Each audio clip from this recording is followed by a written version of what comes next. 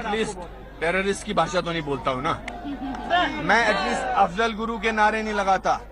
मैं एटलीस्ट ये नहीं कहता कि जो सेना वाले हैं वो बलात्कार करते हैं। मैं इसलिए नहीं कहता कि अफजल तेरे जिंदा हैं, हम शर्मिंदा हैं।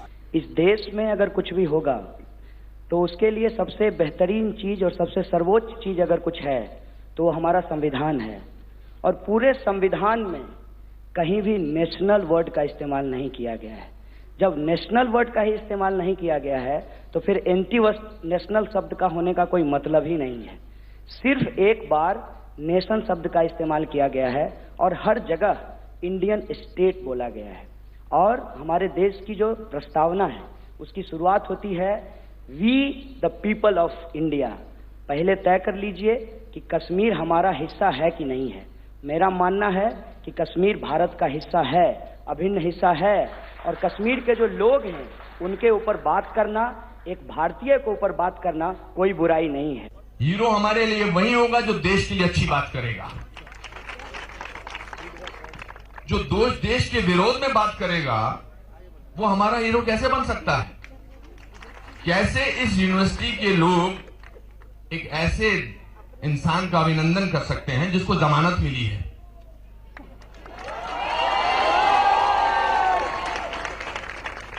मैंने सुना कल भी कुछ लोग आ रहे हैं और यहां पर एक विक्ट्री मार्च निकाला जा रहा है।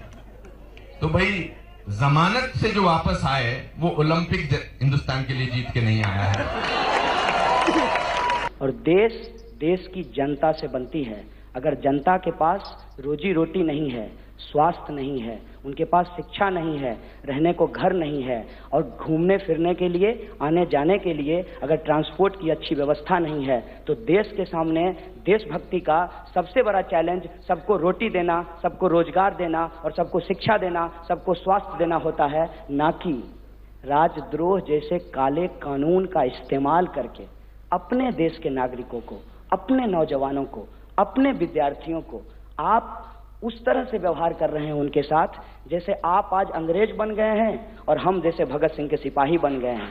अगर आप अंग्रेज बनने को तैयार हैं, अगर आप सेडिशन जैसे काले कानून का इस्तेमाल करने को तैयार हैं तो हमें कोई गुरेज नहीं भगत सिंह बनने में, हम भगत सिंह बनने को तैयार हैं। अब हर चीज में बहस होने लगी है। क्या भारत माता की जय का नारा लगाना चाहिए कि नहीं लगाना चाहिए? ये कोई बहस ही नहीं है। ये क्या बहस है? अगर हम मां को मां ना बुलाएं, माता जी चलो बुला दें, मदर बुला दें, मम्मी बुला दें, बट अम्मी बुला दें, पर है तो मां ही ना। मैंने कल एक ट्वीट किया कि भारत जो नेशनलिज्म की असली जो डेफिनेशन है वो है भारत माता की जय, rest of them are escape routes. मेरी राजनीति से आप असहमत हो सकते हैं, कोई दिक्कत की बात नहीं है, लेकिन आज सिर्फ जेएनयू का मसला नहीं है, पूरे हिंदुस्तान में विश्वविद्यालयों के ऊपर हमला हो रहा है। इसलिए लड़ाई सीधी है, तानाशाहों के खिलाफ लोकतांत्रिक लोगों को एकजुट होना पड़ेगा और राइट के खिलाफ जो भी लोग बोल रहे हैं वो सारे लोग लेफ्ट हैं। इस यूनिटी की इस देश में जरूरत है। मैं अपने अंदर के हिंदुस्तानी को हमेशा जिंदा रखूंगा और आखिरी सांस तक जिंदा रखूंगा और इसके लिए मुझे कोई ताकत नहीं रोक सकती। कोई ताकत है ही नहीं सर। आप आजादी की बात कर रहे थे सर, क्रांति की बात कर रहे थे। कोई क्रांति तो यही है, जैसा कि विवेक ने कितनी अच्छी तरह से बोला, ये है क्रांति। इतनी सारी आजादी, आपका नाम जेएनयू का जो नाम है वो आपकी वजह से, वो देशभक्ति के नाम से जाएगा। एक जिम्मेदार नागरिक होने के नाते हमेशा आपके आसपास यदि कुछ गलत हो रहा है उसको रोकना आपकी जिम्मेवारी है। छोड़ दीजिए प्रेसिडेंट होने की बात, एक साधारण विद्यार्थी की कैपेसिटी से अगर हमारे आसपास कुछ गलत होगा तो मैं उसे रोकूंगा। यही नागरिक होने का धर्म है। और इसीलिए मैं आपको बता देना चाहता हूं, आज माननीय अनुपम खेर जी हमारे कैंपस में आए हैं और मेरे वो पसंदीदा अभिनेताओं में से एक रहे हैं। और कुछ लोगों ने कहा कि इनका विरोध करना चाहिए। हमने कहा नहीं, दुनिया को बताना है कि जेएनयू क्या है। जेएनयू हमेशा वाद विवाद के कल्चर को बढ़ावा देता है, लोगों को बोलने का मौका देता है और वो जो बोलते हैं उससे वो इत्तेफाक रखते हुए अपनी राय को रख सकता है, उनके समर्थन में, उनके विरोध में। लेकिन किसी का भी बोलने की आज़ादी को रोकना ये हमारा काम नहीं है, ये हमारे देश के संविधान के साथ नहीं है। कि मुस्कुरा दे जो देश के बारे में बुरी बात करता है। अच्छा कहां रहता है तू बेटा?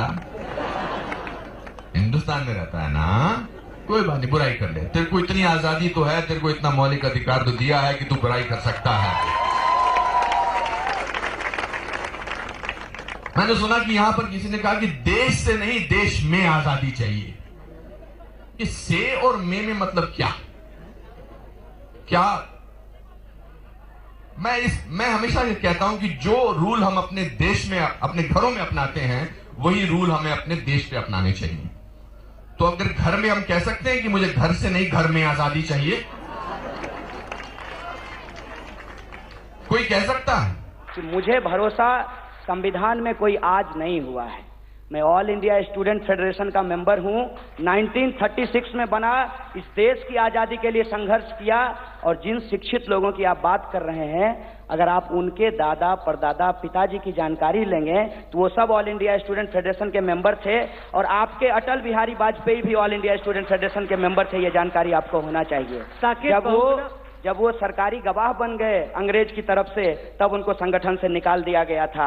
ये आपका इतिहास है, ये अंग्रेजों के साथ जाने का आपका इतिहास है। हम देश की आजादी के लिए लड़ने वाले लोग हैं। देश में किस चीज से आजादी चाहिए, इस बारे में बात करते हैं। देश में आपको इस चीज से आजादी चाहिए कि भूखमंगी से आजादी चाहिए? आपको भूखमंगी से आजादी चाहिए। आपने क्या किया भूखमंगी हटाने के लिए? आपने खुद ने क्या किया देश के निर्माण के लिए, सिवाय इसके क्रिटिसाइज करने का?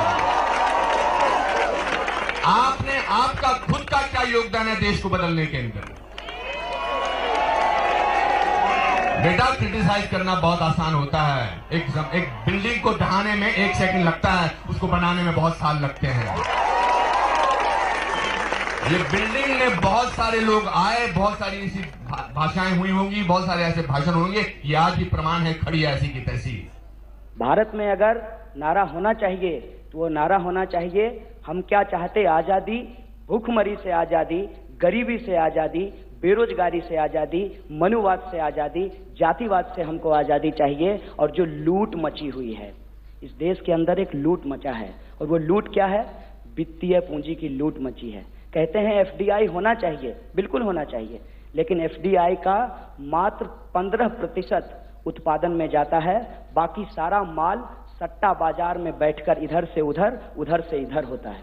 इसीलिए इस देश के लिए अगर कोई पॉलिटिकली करेक्ट स्लोगन हो सकता है तो वो स्लोगन ये हो सकता है, सबको शिक्षा सबको काम, वरना होगी नींद हराम। आप बार बार कहते हैं कि मेरे माता पिता बहुत गरीब थे, मेरे माता पिता गरीब है। अरे बेटा, तू इतने सालों बाद यहां आया, इतना रहा, वो तो बेचारे वैसे के वैसे फिर भी गरीब रहे।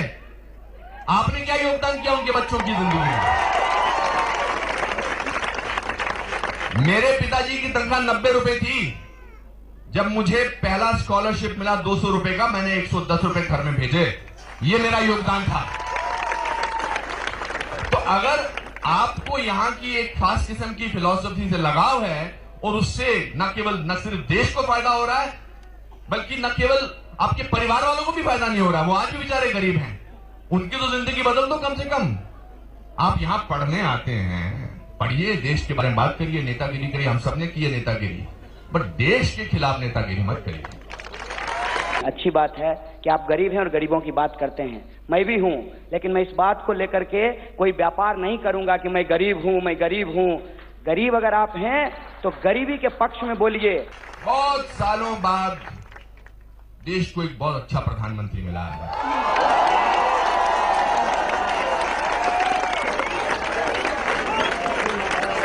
मैं दंग रह गया कल उनका सूफी फेस्टिवल में।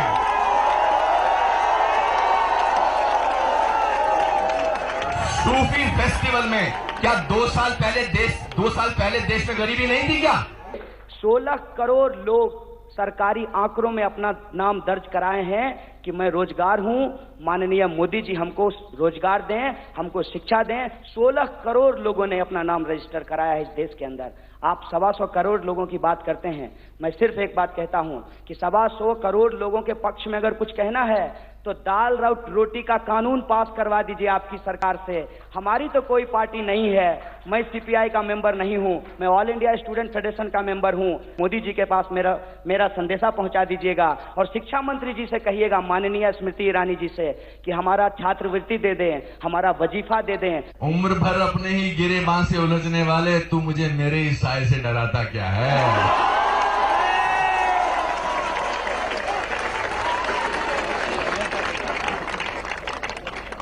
एक नया फैशन शुरू हो गया है कि लेट्स क्रिटिसाइज दिस कंट्री,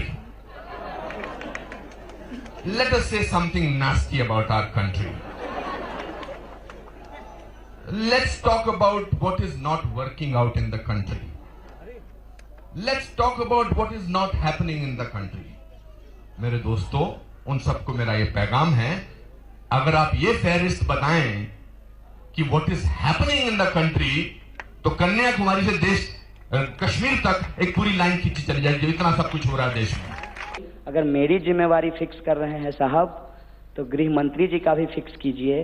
नकली ट्वीट पे रीट्वीट कर दिए तो इस देश के अंदर अगर लॉ एंड ऑर्डर का प्रॉब्लम है तो उसकी जिम्मेवारी पहले वाइस चांसलर की होगी, लोकल एरिया की पुलिस की होगी, उसके ऊपर सरकार की होगी, गृह मंत्री जी और प्रधानमंत्री जी होगी। एक कमजोर कंधे पे पूरा देश रख दिए हैं और देश को जो विकास का सपना दिखाया था उन पर कोई सवाल नहीं खड़ा कर रहे हैं।